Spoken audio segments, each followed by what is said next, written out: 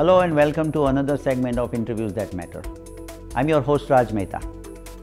For friends, in this segment, we bring those guests who influence our lives. It is my sincere hope that with the shared knowledge by these people, our community gains something. Today, our guest is New York State Comptroller Tom DiNapoli. Mr. DiNapoli has been a state controller for last 5 years and he has been in assembly for previous 20 years. He is responsible for managing over $150 billion pension fund on top of a lot of other responsibilities that he has. Let's meet Comptroller Tom DiNapoli. Welcome, sir. Welcome to the show. I appreciate your taking time to come here today. Great to be with you, Raj. Thank you so much. And sir, I just wanted to give you a little back. 20 years in assembly, and then then you became a controller, first appointed, and then won the election. How did you get started in politics? Well, I was very active, really from when I was in high school. When I started out getting involved in some of the local political activity going on. With the Democratic Party, with a lot of the activism that was happening in the late 60s, early 70s around big issues of the day, the Vietnam War, civil rights movement, farm worker rights, and very much inspired by the great leaders of those days, Robert Kennedy, John Kennedy, Martin Luther King. So when I first enrolled to vote in 1972, that was actually the first year that 18-year-olds were allowed to vote in this country. And I was actually part of the local student effort to petition Congress to pass that amendment. So I always was very active, and that year that I graduated high school, I enrolled to vote when I turned 18. I also ran for a seat on the Board of Education in the community I was growing up in. Wow. So it was a very spirited effort, and I actually have the good fortune that the people in the Mineola School District where I lived actually took a chance and voted for me, voted me in, became the first 18-year-old elected, the youngest, the first. Yeah, there's, as you know, this year. Now this year we got one more in Syosset, and there was another one upstate in the Watertown area. Wow. Yeah. So I'm not the only 18-year-old, but I'm the first. I said the Jackie Robinson. So that's really how I got started. And of course, Board of Education is it's not a partisan office, in the sense of Democrat or Republican, but it is an elective office, and being very involved then in the community around education issues just really had me gravitate to being involved in the broader political process. So I've been helping other people for a long time and running myself for a long time as well. Do you consider anyone as your mentor except these big names that you said, like Kennedy and obviously? Those are certainly inspirations. I never had the privilege to meet them in person. I feel I was always very fortunate. Along the way, I had a number of people who mentored me. Certainly my predecessor, May Newberger in the Assembly. Bob Mrazek, who was in Congress a number of years ago. People remember. Excuse me. Angelo Orazio, who was an Assemblyman. I actually worked for him in Albany for a session.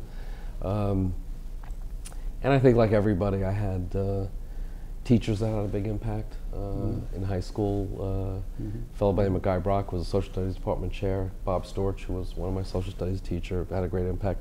Mike DiNapoli, who many people know in the Long Island community, one of my history professors at Hofstra, certainly was a mentor to me in many ways. So I feel, I was always blessed by having people who encouraged me and people who, certainly I could look up to, and then of course a family that was always supportive. They didn't, my family were mostly Republicans, so they didn't necessarily agree with some of my involvements, but they were always very supportive, nonetheless. And I think, that always made a big difference for me as well. And your parents were immigrants, obviously. My grandparents were. My grandparents were. Okay. Yeah. My parents actually both my parents were born here on Long Island in Roslyn, so I had that experience of. Unlike most of the people I grew up with who were born in the city or their parents were born in the city, my family came out here. Really, my immigrant grandparents are the ones who ended up settling out here on the island. So we've been out here a long time. So now Assembly, you've been 20 years in Assembly, and then 5 years almost, at the New York State Comptroller. How do you see the difference? Assembly is obviously, this is very different than what you used to do. Yeah. Well, the Assembly, when you're in the legislature, you're representing a district, and you are an advocate on a host of issues. You have to spend a lot of time in the state capitol, you introduce legislation, you debate legislation, you vote. You really have to know a fair amount about a lot of different topics, you know, depending on what your district is interested in and what you're interested in, and whatever is the hot topic of the day. When I was in the state legislature, I spent a lot of time on education issues, environment issues, healthcare issues, and you had that chance to really get to know the community, because when you're home, you're going to community events, you know, you're having your own meetings where you invite citizens in, or you're going to broader community meetings. So you really have a very personal connection with the people you represent. You know, as controller, first of all, it's a statewide office, so it's different when you represent 130,000 versus representing 19 million people. So you don't have the same personal connection, obviously. And of course, this job, I'm not a legislator, so I don't vote on anything. And it's less of a policy position in many ways. It's running an agency, though, so you have administrative responsibilities. We have about 2,500 people in the office. We have, by state law, state constitution, certain specific areas of responsibility. So whereas in the legislature, you're kind of working on anything and everything, you know, as controller, it's a much more focused agenda. It still involves a lot of time in the state capitol, because most of our employees are there, the colleagues that I work with. But it also affords the opportunity to travel the state, you know, so I've really enjoyed getting to know the various counties across New York, whether it's, you know, Hudson Valley, Central New York, you know, the Adirondacks, Western New York, Southern Tier, and even parts of Long Island that perhaps I didn't know as well as I did before, and certainly the boroughs of New York City. There's always something going on in the boroughs of New York City. So in that sense, it's different. There's a very different dynamic between the two jobs. Right. So which one you like now? Well, I enjoyed being in the legislature. I probably hadn't expected to be there, you know, for as long as I was there, but it was a privilege to represent people in that role. And in my later years, to serve as a committee chair, especially my last chairmanship as chair of the Environment Committee. We did a lot of good work on those issues that were very important to me. But I have to say, I really do value this opportunity to serve as controller. It is different when you are able to run an agency. There are challenges always when you're administering an organization, and try to be on top of everything. And that's sometimes difficult when you have, you know, so many people working on different projects. But I have to say, this has been a real privilege for me to represent all the people in my home state in this position. So I don't want to say anything but positive things about my years in the Assembly, and I work with many wonderful people in the state legislature. But this has been a unique opportunity and a unique privilege for me to serve as state controller, and I wouldn't trade that opportunity away for anything. Well, one thing, you know, I want to congratulate you, because after like 100 years that Long Island sent someone statewide. You know, so that's really, like, we are proud of you. Thank you, Raj. Thank you. I mean, no one has accomplished for a long time, you know, at the statewide office, and you got it done. And you know what? You are a very liked person in both the aisle. It's not Republican or Democrat. It's not Democrat, but I know that, you know, you've passed so many legislation with Senator Balboni, and you know, like Assembly also kind of appointed you as a controller with both aisles. So you're a very, you know, likable person. Well, I'm not. That's probably a compliment more to my parents than to me, but I thank you for that. And I feel, you know, some politics and people in political life often get a bad rap these days, but I found the overwhelming majority of people that I've had to work with just been great people, there for the right reason.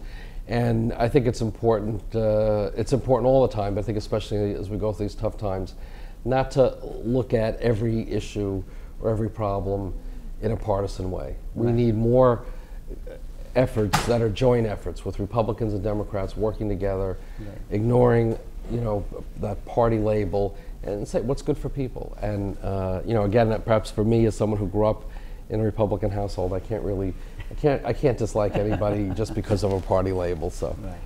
But see, you know, I mean, the question came up in my mind is that you're a nice person. You're a very nice person, and politics is politics, and you still have done great. You know, so being nice is good, or being politics?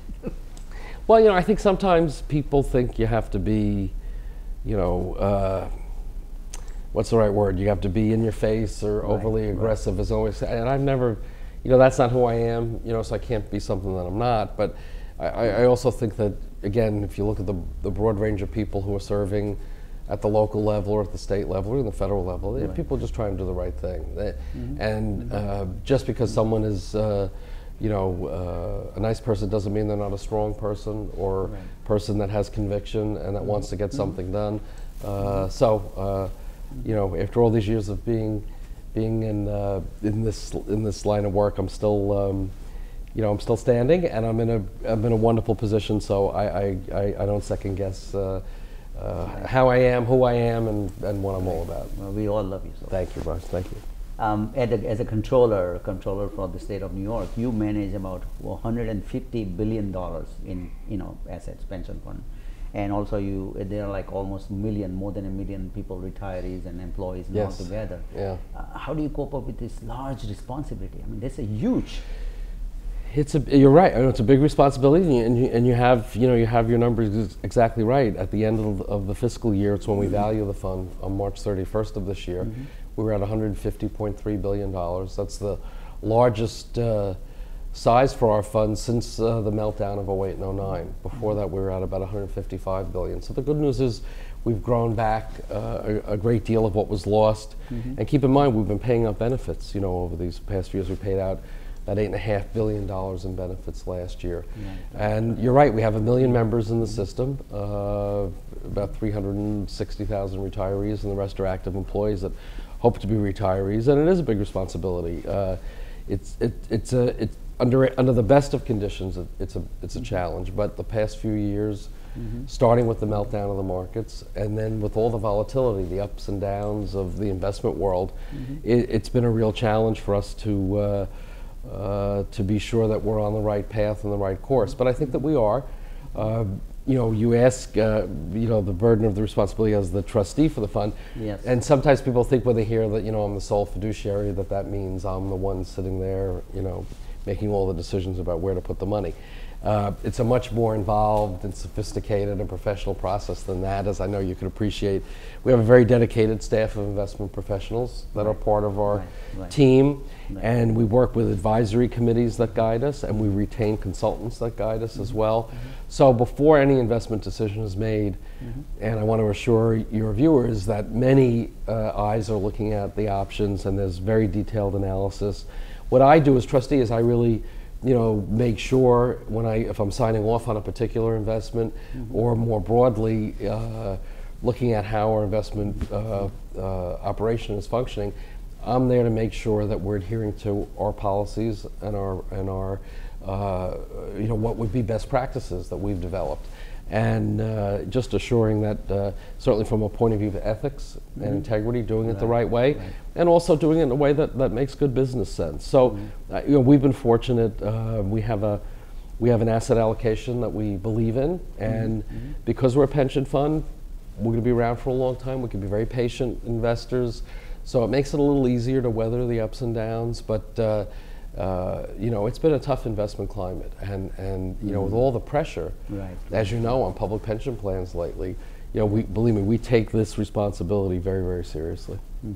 Tom, we'll take a short break and we'll be right back. Sure. Just take it.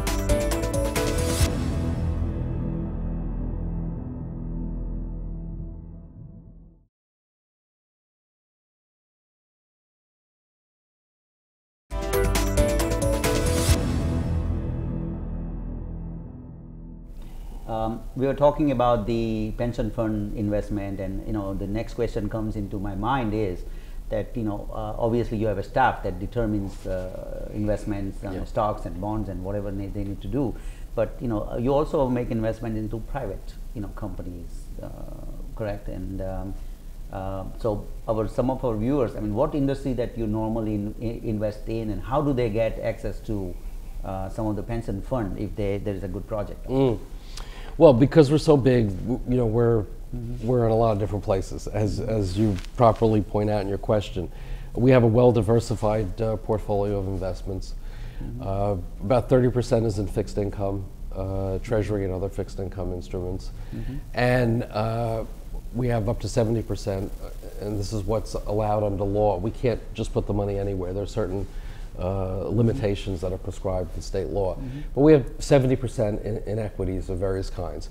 Most of that is in public equities. So, you know, stocks is certainly is where we have most of that money. But then as part of our diversification, we have some money in absolute return strategies, hedge funds, very small percentage. And then we have some money in real estate, including real estate in New York. And then we have allocation of money for private equity, where that would be where investment in private companies would come into play. We also have been looking at some other areas where we haven't done investments yet, but in the area of real assets, which might include timber, commodities, infrastructure. We haven't seen anything there yet to invest in, but we're positioned to do that. We also have an opportunistic allocation as well, where we've done some small investments. So with regard to investment opportunities through private equity, we have something called the in-state private equity investment program, which I think gets to the thrust of your question, where we have about $1 billion that we've allocated to companies that have a commitment to New York State. A startup company, an entrepreneur that perhaps has a good business plan and wants to start a company in the state, a company that exists already but wants to expand, or a company that wants to relocate from another state or from another country. We've had inquiries from Canadian companies, you know, with regard to this program. And what we do with that money, we allocate it to investment managers who actually take our capital, and then they do the due diligence to make a judgment as to whether or not the investment in the company is a worthy investment for the pension fund. So we have 18 managers that we work with, and they're geographically all across the state. And there's really not a limit to the industries that we focus on, so there's really a variety. There's a lot in more recent times that focuses on some of the high-tech or biotech area. We do some in clean technologies, alternative energy sources, but there have been retail companies as well, or manufacturing, Homeland Security. One of our fund managers works in that area. So there's a host of areas, but you know, for your viewers, the key point about this program is that it's not a loan or a grant program, it's an investment. So it really only works for an opportunity where a business is looking for an equity partner, someone who in effect has part of the ownership of the company. We also have another program that I'll mention, which is not part of private equity, but we also deploy some of our money to underwrite loans with the New York Business Development Corporation. That is a loan program for companies that are looking for real property purchase or equipment purchase or working capital, and it's administered by the New York Business Development Corporation, NYBDC. LIDC, something like that? NYBDC. NYBDC, and they work with the SBA, and they have a carve-out goal of 25% of the loans to go to women and minority-owned businesses. We've had a very good success with that loan program. So any of your viewers, if they're interested in either of those programs, the in-state private equity program, an investment program, or the NYBDC loan program, they should feel free to be in touch with our office, and we would certainly give them the information so they could pursue that. So then there are, like, I'm sure it's on a website, all these managers, you know, names and what they well, a basic description of the program is on there. What we do, if someone calls our office, we have staff that's dedicated to the in-state program, and they will listen to what your opportunity is, and then they will put you in touch with the manager that makes the most sense. Well, you know, in New York State, I mean, property tax is the key. You know, that's especially in Long Island. Big issue. You know, it's a huge issue. And recently there was a tax cap passed, you know, 2%. Do you think that's a solution, or do you have any other ideas in your mind? I mean, you know, because that's really kind of having a big issue here. No, I think property taxes have been a big concern for a long time, and at a time where you have such a difficult economy and money is so people feel not secure, and to see their more and more of their hard-earned money going for property taxes it causes a lot of problems.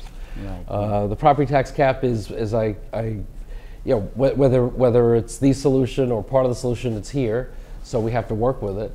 I think, as you know, under the law, my office was charged with the compliance piece of it. So we had to make sure that that local government school districts were reporting to us their information about how they were handling their budget, so we could be sure that they were complying with the tax cap. And in cases where people were confused about how to calculate it, because there's actually a calculation you have to go through. I mean, the label is 2%, but in fact, for school districts, the reality was the way the calculation worked this year, on average statewide, is about 3% increase in property taxes. Okay. So we've seen pretty good compliance, and I think that between the tax cap and the fiscal realities of everyone understanding what a tight time it is, I think you saw, by and large, when you look at school districts, there was a positive response to controlling costs. So I think in that sense, the cap has been working and helping to draw more attention to this issue. Long term, you know, we still have to look at the trends. Many districts and municipalities have been dealing with it by drawing down from reserves or fund balances. You know, if we continue to have a very sluggish economy and reduce revenues, property tax base going down, assessed valuation going down, you could see some communities having to make some very, very painful choices to live within the cap, and we're just gonna have to see what those trends are. I think for everyone's sake, we need this economy to pick up, obviously, and have the revenue base for all levels of government pick up. You know, the other issue too that affects local governments is that the state has been doing a better job of balancing the state budget. But that's also meant that you haven't seen as much money that some people would like to go to other levels of government. Exactly. And the same thing with the federal government with their problems, Same thing not as much for the state. So it becomes... It's a rippling effect. It's a ripple effect. So all of this really needs a, I think, a sensitivity to the fact that what one level of government is doing affects another, and the fact that we're all in a very difficult situation until the economy improves much more dramatically than it has already. I mean, I think there's more positive than negative out there, but this recovery is a very tentative one, a very slow one. We were very much tied to what's happening around the globe, what's happening in Europe. It could affect us in a negative way. We've all been concerned about what's happening there. What happens with the elections this year, you know, will have an impact. Right, We have automatic federal budget cuts that are supposed to take effect in January of 2013. That could hurt us in the state and local government. So there's many risks out there in terms of where we're at right now for local budgets, for the state budget as well. So in this case, you know, like cooperation between the local governments, that may make sense, because I know your office is very active in promoting that. Well, the issue of certainly shared services is one we've talked about. You know, some people talk about outright consolidation of governments, and I think people should feel free to study that and look at it, see if it works, but there are always a lot of local issues when you try to do that. But I think there's so much more that could be done to share services. I mean, certainly in terms of the area that you have an expertise in terms of information technology. I think there's a lot with back office operations that school districts could share with each other. Or even across, you know, towns could share with villages. You know, you don't have to stay in your own little box on that. And we've certainly tried to encourage that. You know, I'd like to see over time if we could build some more incentives into getting governments to share those services as a way to reduce costs to taxpayers. Yeah, I mean, you know, we have already, like, you know, our company has done in Great Neck, connecting 9 villages, school district, police, everybody on one platform, you know, to do cooperative purchasing, because everybody wants the same thing, everybody buys similar things. So why can, so, you know. And that may not be the solution of itself, but I think it is part of the solution. It's a part of the solution. And I think everybody should not be afraid to look at that and not just keep doing things the way that you've always done them. You have to be a little more broad-minded today. So what are some of the other activities in a controller's office? Like, I know audits is a major part. Well, accountability and making sure that oversight is in place for state agencies, how money is spent, for local governments, and so that audit function, you're right, we do about 600 audits a year, about 200 of state agencies, and about 400 of local governments, counties, cities, towns, villages, school districts, special districts. So that audit responsibility is a very, very important one. Again, in this era where money is scarce, making sure that taxpayer dollars are not wasted is very, very important. We also provide oversight on contracts, so state contracts have to be approved by our office, and that's also a big responsibility. We want to make sure that taxpayers are getting the best deal, that a contract is not being entered into with a vendor that may have some issues in terms of criminal issues of the past or violations of health and safety or labor laws.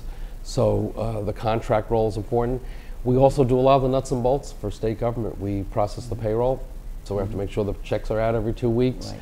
And the benefit checks, we invest the money for the pension fund, but we also administer the benefits. So we have to make sure people are getting their pension checks, or someone that's about to retire, that they know what their options are, under their particular retirement plan.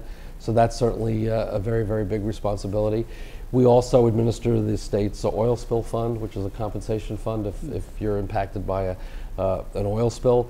We're the custodian of abandoned property for the state. So we also keep track of money that people are separated from. We may have an old bank account that becomes dormant, it's turned over to us. And so we have our unclaimed funds unit that seeks to return that money to people when they realize that they're in our database. So we have, I think, close to $11 billion now in unclaimed funds. I got to check my name on Everybody's got to check. Or your business too, right? Your personal name, your business, family member, could even be a deceased close relative. So some of those accounts go back to the 1940s. So a lot is tied up there. But that's actually one of the fun things about what we do. When we can find somebody or somebody finds us, and we can, in these days, most of the money that's recovered is $50 to $100. But every now and then there's a check that's a lot larger. Wow. and I like people to, and I'm glad you mentioned, checking your name in our database. Through our website, you can check to see if you're in the system. Okay. And there's no charge for this, because this is citizens' money that we're returning. So there are businesses that sometimes will contact you and say for a fee of 15%, we'll get the money from the Comptroller's office for you. But your viewers should know, don't pay any money to get it. It's your money. We get it back to you 100%, but you got to come to us directly. Don't go through any middle person. We also have a New York City office that monitors the New York City budget and New York City fiscal practices as well. So we have many things going on in our office. Yeah, and we're all across the state too. Our main office is in Albany, but we have regional offices in every part of the state. So we have a presence everywhere. One question, that let's say, for example, you do an audit of a school district or any entity, right? And then let's say you find something which is not right. Yeah. What happens next? Well, you issue a report. We issue a report, and after that, what? and we give the entity that we're auditing the chance to respond. Oh, okay. Sometimes they may point out an area that we need to correct a factual item. Okay. Sometimes, or we hope most often, they agree with our recommendations in our report, and they will implement them. Sometimes they disagree with us. The report then becomes the basis for a corrective action plan that they are supposed to come up with. Okay. The reality is we can't force anyone to adopt our recommendations. Okay. In most cases they do, because it's a best practice, and everybody wants to do better. Right. But the real strength I think that we have is that it's a public document. So let's say if you're in a village and we've come up with some recommendations and the village board doesn't want to adopt them, the citizens then see what the recommendations are. They can go to a village board meeting or a school district meeting, whatever it is, and say, we've read this report, we see what the Comptroller is recommending, how come you're not implementing it? Right. And what we do, Raj, in some cases is we'll go back and do a follow-up audit. Okay. And if we see that they've not responded, we'll issue another report. But it doesn't have the force of law. I guess it has the force of embarrassment, if you don't follow it. Yeah. Right. It doesn't go to the attorney's office or whatever. Well, in some cases where we find a situation of outright fraud or stealing, embezzlement, we find these kind of situations. Well, that's a different case. There it does go to a district attorney, to the attorney general. We just released an audit, a series of audits that are underway on special education itinerant services, and we've had already 4 felony charges come out of those audits, and a significant amount of hundreds of thousands of dollars in restitution that's come back to the state. So in some cases it's more serious than us having a recommendation on a best practice. It's actually, we're uncovering a case of criminality. It doesn't happen very often, but it happens more often than it should, and where someone will be charged, and that's where the other authorities will take that action. Well, very quickly, this year is a presidential election. Yes. It's a very important election. Yeah. President Obama and against Mr. Romney. What is your advice to them? Well, How do they win? My first advice is stay focused on the issues. Okay. You know, people don't want to hear personal attacks and rhetoric. The country's at a very difficult time and crossroads in terms of where we go with our economy and the world situation. So I think the best way to win is appealing to the intelligence of the American people. I think President Obama is going to win, and that's certainly who I'm supporting. Right. I think he's done a very, very good job in a very, very difficult circumstance. He inherited a mess beyond what I think any of us understood, and I think he's done the best he can with a Congress that won't really work with him. I think he could have done even greater things if we had a different Congress, especially with the House of Representatives. So I'm hoping there might be a change at that level as well. But I think with everything the president's been dealing with, he deserves to be reelected. I believe he will be reelected, but it's going to be a close race. So everyone should be voting. Whoever you're voting for, be registered to vote.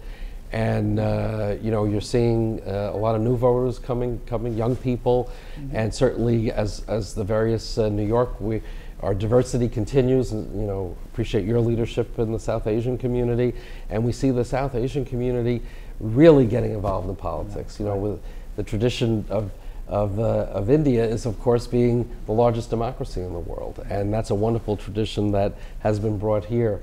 So strong participation from all communities is what will continue to make America strong and have us overcome all the challenges that we're facing.